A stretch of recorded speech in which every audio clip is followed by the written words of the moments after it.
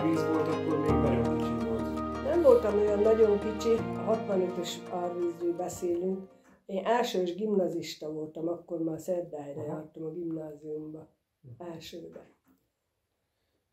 Hát aztán olyan váratlanul, nem váratlanul írt bennünket, mert ugye a Dunamelléki emberek ismerték már mindig a Dunának a áradásait, meg minden, de csak ment állandóan, hogy megint árad, még árad, de már olyan magason volt a áradás, hogy már tudtuk, hogy baj lesz belőle. Egyszer csak a iskolában azt mondják, hogy máma volt az utolsó nap, hónaptól kezdve senki nem jöhet iskolába. Minden iskolát lezártak. Mert ugye a tanárok már nem vállalhattak felelősséget azért, hogy a gyerekek, ugye fiatalok voltunk, hogyha valami történik, ha mindenki legyen otthon a szüleivel. Aztán, ha nem is, bizonyítványt is csak szeptemberbe kaptunk, nem volt iskola. Aztán itthon voltunk, ugye nagy ijedelemben mindenki, meg már mindenki regélte, hogy el kell mennünk a faluból, mert annyira magas a víz, hogy valami baj fog történni. Aztán meg is történt, ugye ott először a Pati részen, aztán meg a Csicsói részen.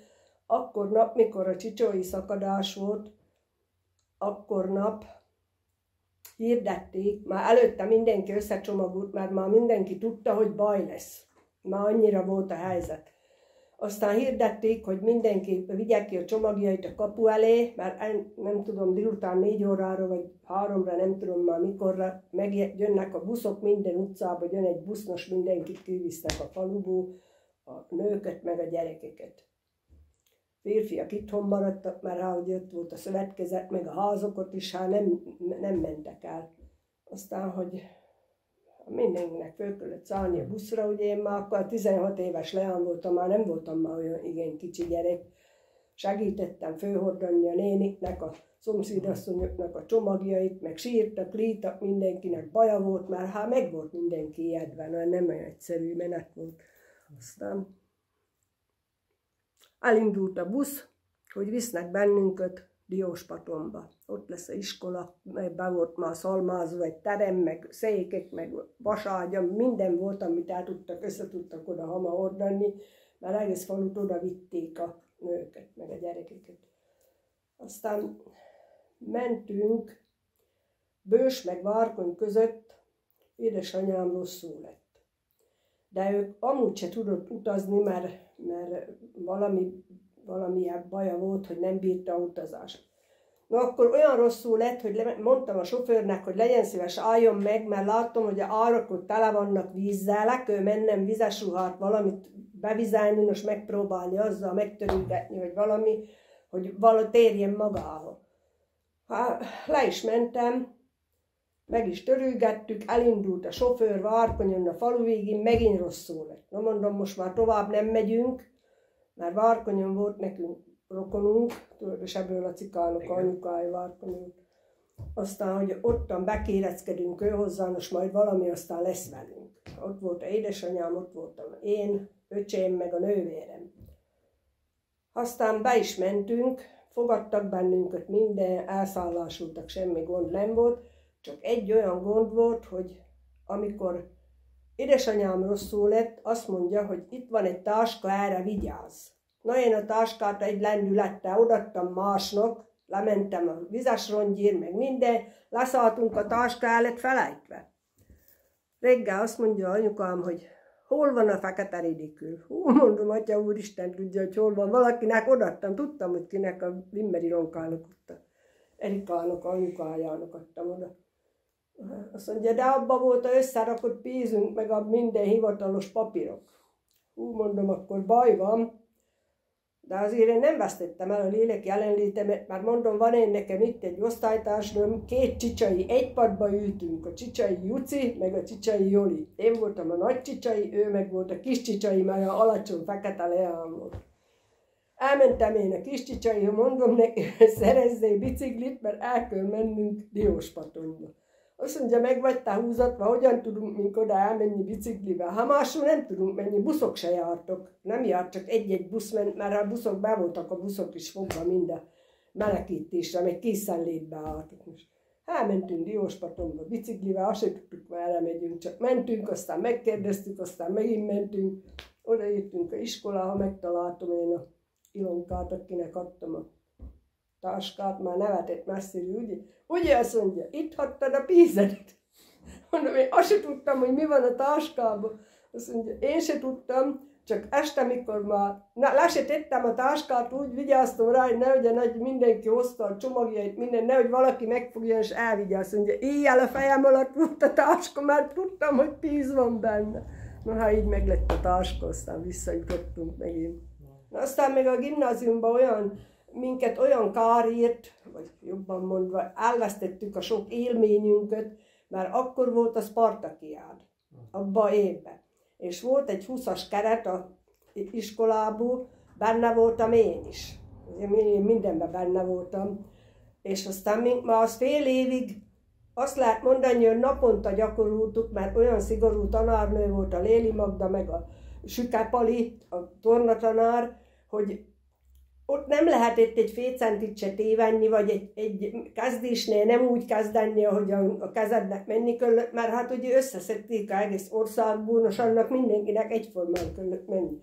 Na erre föl kihirdették, hogy a Dunaszerdei járásból nem mehetnek el a fiatalok a Spartakiádra. De hogy miért, ezt most se értem, mert ott nem lett volna bajunk, esetleg, de lefújták azt is, oda sem mehettünk.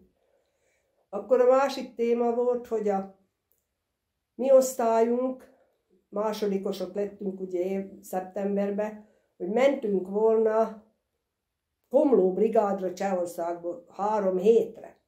Hát majd a bőrünkből ugrottunk ki, úgy vártuk, hogy mikor mehetünk már Csehországba 3 hétre.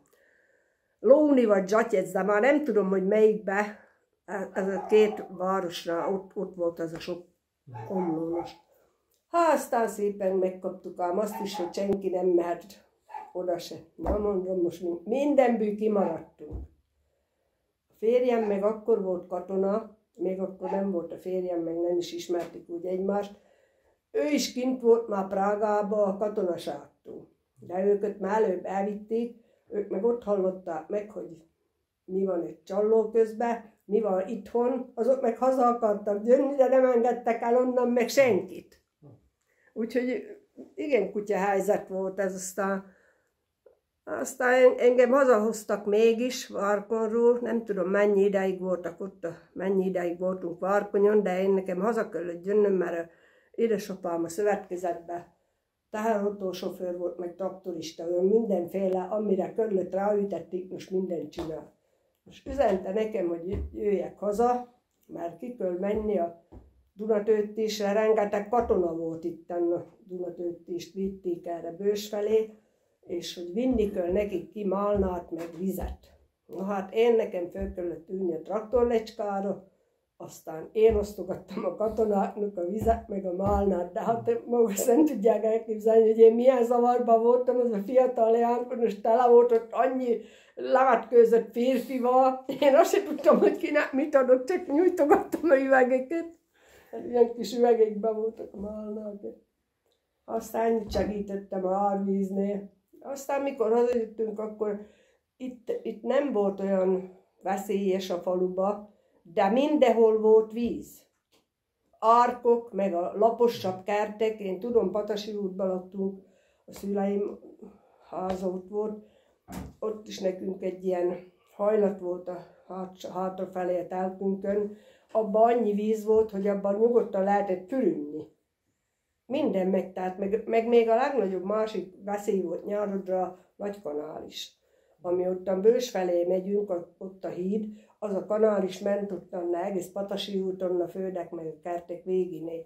És ugye akkor nem voltak olyan magas töltések, pláne a Nagykanálisnál nem voltak olyan fölemelt töltések, most azt is őrözték a gátőrök állandóan, mert mink onnan elúszhattunk volna. Az is színes volt a Nagykanális vízzel.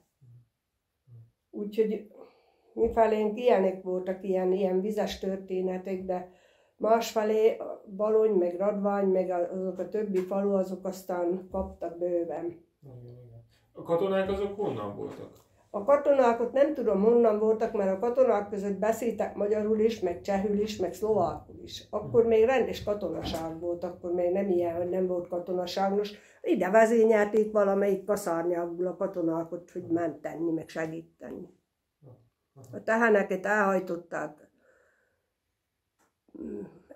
Karcsára, valamelyik Karcsán voltak a szövetkezetnek a tehenei. Oda is el kellett mennem, de én nem tudom, hogy én miért voltam én akkor mindenben benne. Valami üzenetet kellett vinnem oda, mert nem voltak akkor még telefonok se. Úgy volt, a JRD telepen volt telefon, vagy a községházán volt telefon, meg egy Babi néninek volt telefonja, nem voltak telefonok még a házoknál. Meg mobil, meg ilyen, hát az szóba se jöhetett.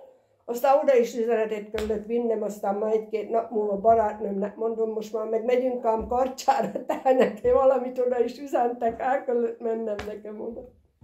A gyerekkor az milyen volt? Hogy zajlott akkor az élet? Reggeltől Gyerekkorunk az szuper volt, nem úgy, mint a mostani gyerekek, hogy be vannak a szobába, mink állandóan kint voltunk. A telkünk végében volt egy nagy rét. Az a rét kiment a kanálisig, Nagykanálisig. A Nagykanális partján meg voltak hatalmas nagy ilyen jegenyefák. Mink azoknak a jegenyefáknak a tetejére fölmásztunk. Olyan nem volt, olyan jegenyefa nem volt azon a hatalmas töltésen, már végigment az a töltés egészen Nagy Imréjékig, ahová még nem tudtunk volna fölmenni. Na de a fölmenetel az könnyebb volt, viszont a lejövetel az volt a nehéz. Mert fölfelé csak láttuk, kapaszkodott minden, de lefelé már nem írtál a lábom, ágot, akkor le ne essak a magas jegenyérű. Mink ott éltük a életünket azon a réten. Ott sok gyerek volt, idősebbek is tőlem 1-2 évvel, meg fiatalabbak is.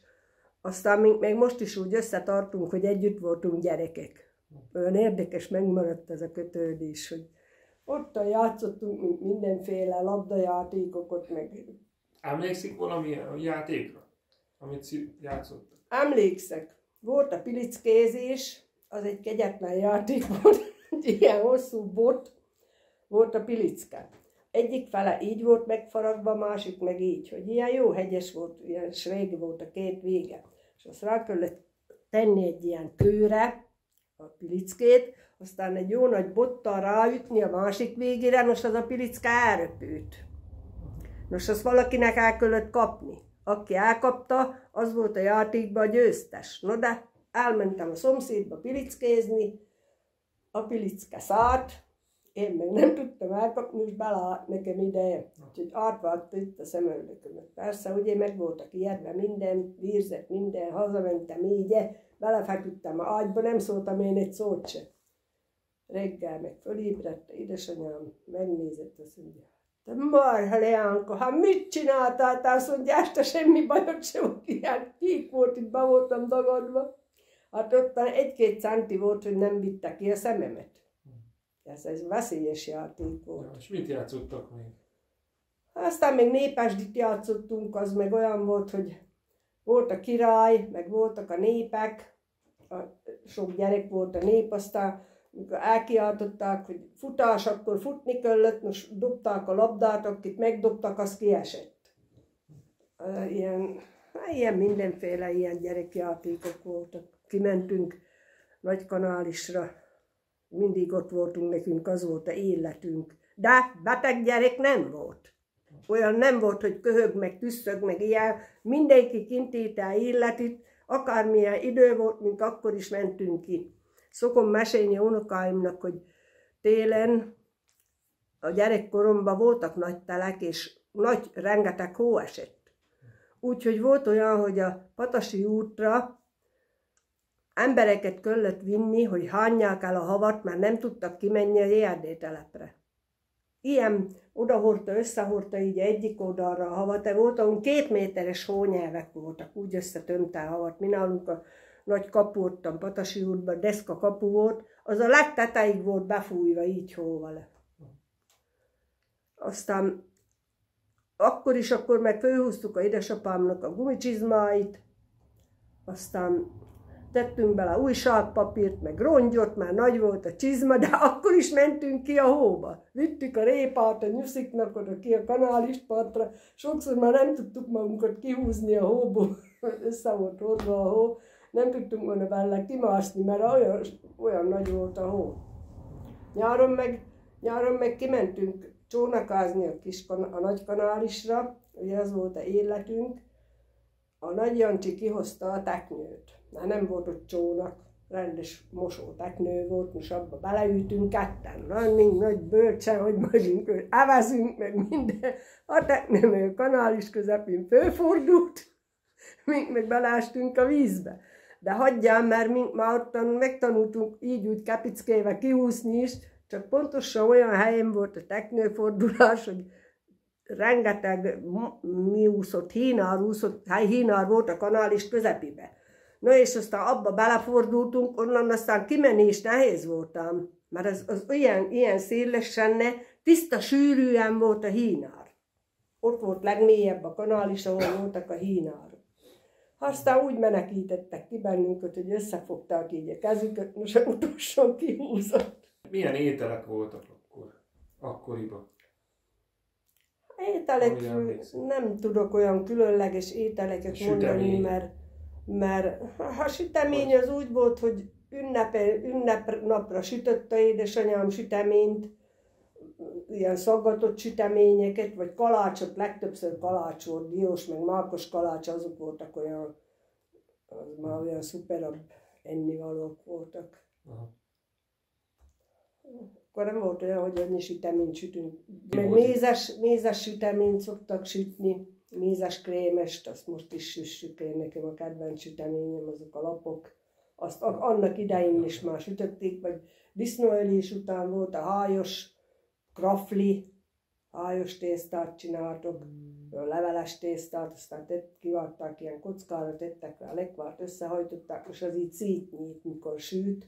Most az volt a hájos krafli. Most is már megint kezdik, már látom a Facebookon rajta sokszor, hogy milyen nagy újdonság a hájos krafli. Én mondjuk minden éven még sütöttem rendes hájost, mert disznókat vágtunk, meg félretettük a hájot, még nem régen is sütöttem egy tepsivel, de már nem olyant, hanem már kiflit, most gesztenyével megtöltve, vagy jó lekvárról megtöltve, gyerekeknek az a mindenük. Ünnepek azok hogy zajlottak? Amik nagyobb ünnepek? A nagyobb ünnepeket megtartottuk mindig, mert mi gyerekek voltunk, addig ki volt szigorúan adva, hogy templomba kell menni. Aha. Menni kellett misére, menni kellett nagypénteken, menni kellett húsvétkor, föltámadásra, meg karácsonyi ünnepeken is mindent. Oda menni kellett. Aha. Aztán egyszer a Máténak beszéltem, hogy a Máténak a dédmamája, ugye Hölgye Lajosné, Katica néni, elküldtek bennünket a édesanyámék, hogy 3-4 ilyen egyforma leánka volt, hogy menjünk el vasárnap délután litániára. Úgyhogy ott összejött egy 10-15 asszonyos, mondták azt, ami arra a litániára való imádságot. Ha mink beültünk a parkban Nagyhegykén, persze mink nem imádkoztunk, csak ott rendetlenkedtünk, pusmogtunk, meg minden, aztán egyszer csak hideg volt a templom, elkezdtük így a lábunkkal dobulni a padot. Aztán a Katica néni fölkelt, jó magas öreg asszony volt, jó nagy darab, oda jött a hátunk, meg azt mondja, ha nem hagyjátok, abba kivagdallak bennetek. Úgy meg voltunk ijedve, hogy mi lesz velünk. Aztán meg karácsonykor jártunk mendikálni, azt a gyerekek nem hagytuk volna ki, de mondjuk a szomszédokhoz, meg a rokonokhoz nem jártunk úgy, hogy mindenkihez mentünk volna, csak hát tudtuk, hogy most ide jó helyre megyünk, mert itt majd kapunk egy narancsot, vagy kapunk itt jó almát, kapunk mindent, tudtuk minden megállónál, hogy mit fogunk kapni, vagy a nagymamámnál kaptunk egy koronát, mert hát akkor még mi gyerekkorunkban még olyan világ volt. És valamire tetszik emlékezni, valamilyen nótákra, mendikálós nótákra, miket énekeltek? Csordapásztorokat énekeltük majdnem minden éven, azt összeszedtük egymást úgy, hogy mindenki megtanulta, aztán odaálltunk a ablak alá, és azt elkezdtük a csordapásztorokat. Tetszik még tudni? Hát, ha megerőltetném magamat, akkor valahogy tudom. Szövegét. Csordapásztorok midőn Betlehembe, csordát őriztek éjjel a mezőbe, ez volt a eleje.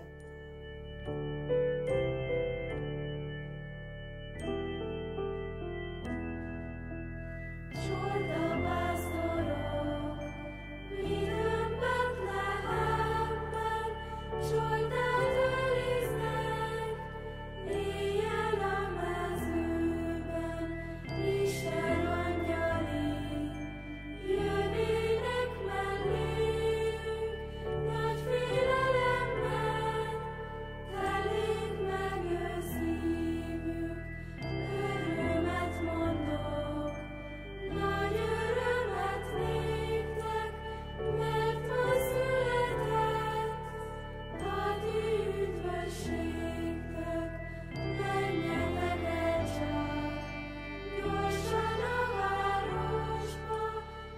ez volt a menő. Meg a Mennyből az angyal, azt mostan is megy még, hát ezeket mondtuk. Húsvét, sok vizet kaptak? Húsvétkor nem tudom, mert gyerekkorunkban nem volt olyan nagy öntözési láz. Már akkor jobban, mikor már itt voltam, ide kerültem, akkor már ilyen tinédzser gyerekek, olyan 20-as csoportokban mondtam, hogy milyen részegek voltak, úgy járkáltok mendikálni, öntözni. De mi gyerekkorunkban én arra nem emlékszek, hogy lettek volna nálunk öntözők, locsolók. Akkor még nem volt olyan divat. Kicsit későbben. Itt hallottam, hogy a locsolóknak volt, a gyerekeknek egy ilyen tarisznyolva. Igen, hozták a kisebbik gyerekek, hozták a tarisznyát, most abba raktuk bele a tojást, meg a csokit, meg mindent. Én Szapon dolgoztam a üzletbe, és akkor még a Jednotában olyan divat volt, hogy karácsony bőjtjén délután 3 óráig nyitva kellett lenni. Ma akkor mások föl voltak ünneplőbe öltözve, sokszor olyan mérgesek voltunk, hogy majd megőrültünk, mert egy-egy esetleg beszédült, hogy még nincs itthon 1 kiló lisztem, mondtam magamba, hogy ha nincs, akkor ne egyél semmit. Ma ilyenkor kell lisztet venni. De nem jöhettünk haza, mert ki volt osztva, vagy nyitva kör.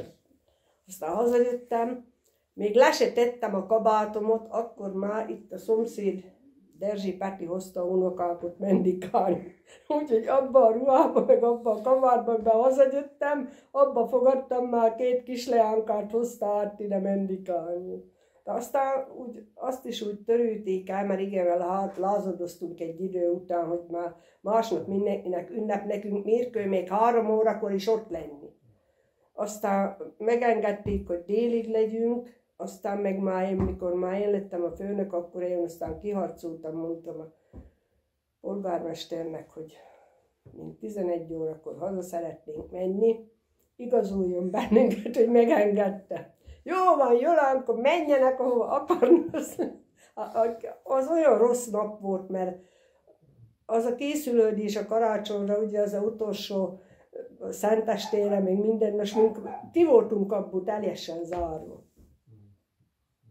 Ugye férjem volt itthon, aztán ő sütött, főzött, aztán vagy elégette a halat, vagy nem sütve. Közben jöttek a barátok, lementek a pincébe, iszogattak, a hal meg ott maradt. Jaj. Így a karácsonyi énekek, a mendikáláson kívül így a családban volt valamilyen hagyomány? Mendikáláson kívül nem szoktunk, mint karácsonyi énekeket énekelni. Na úgy, hogy itt van a karácsonyfa, aztán jöttek a unokák. Ugye van 5 unokám, 4 fiú, meg egy lány, és ahogyan már nőttek föl, mindig odaálltok, most ott mendikáltuk nekünk a karácsonyfa alatt. Ja. És húsvétkor, az hogy zajlott a húsvét napja? Én a húsvétről nem tudok olyan különleges valamit mondani, mert ha meg volt tartva mi ünnep a húsvét, meg elmentünk misére, de ott nem volt semmi olyan, hogy jó, el kellett menni, azt előtte el kellett menni, volt, amikor Balonra kellett elmenni, mert ott volt a föltámadás Balonyon. Oda elmentek, de én nem tudom, talán csak egyszer voltam, vagy 2-szer, de édesanyám szokta emlegetni, hogy ők gyalog jártok el oda. Gyalog mentek mindig misére, Balonra. A régi időkben, ugye. De hogy ott volt valami, nem tudom én, nagyobb ünnepség ezzel kapcsolatban? Persze, Balony volt mindig is ezeknek a körzeti faluknak a központja. Aha. A papnak ott van a székhelye, aztán a balonyi templom volt a központi templom, ezek a többi faluban, ezek a kisebb templomok, hát most is úgy van, hogy Balonyon van anyakönyv, meg minden ott van, most is ott van. Én itt dolgoztam a nyárodon először a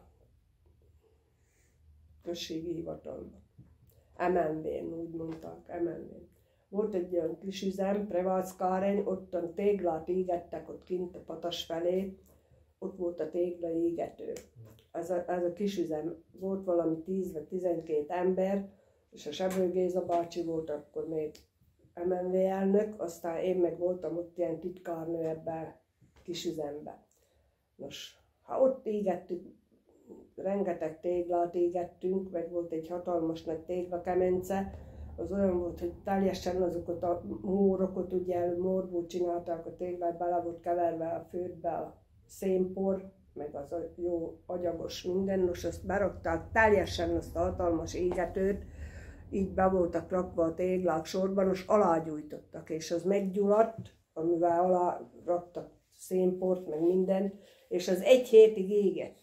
Akkorra égett ki a tégla. Olyan érdekes szava volt neki, olyan jó erős füstje volt, úgyhogy én minden nap ki kellett nekem oda menni, mert kontrollálni, hogy mit dolgoztak, meg minden. A bágerokat rendeztünk oda, mert keverni a földet, be kellett keverni a szénporra.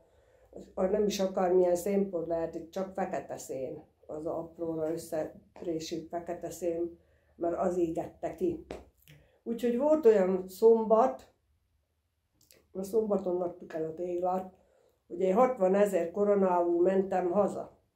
Annyi téglát eladtam, én nekem kellett beszélni a pénzt, meg megszámolni, megolvasni a téglákat, a lecskán, meg olyan változatos életem volt, hogy én minden kellett érte. A jó pár évig ment ez a tégla, aztán abba maradt. Kiöregedtek ott emberek is belőle, meg aztán lejárt. Mikor ezt a Szapi úti sort, ahol ti is laktok, azt építették, abban az időben volt a téglaégetés.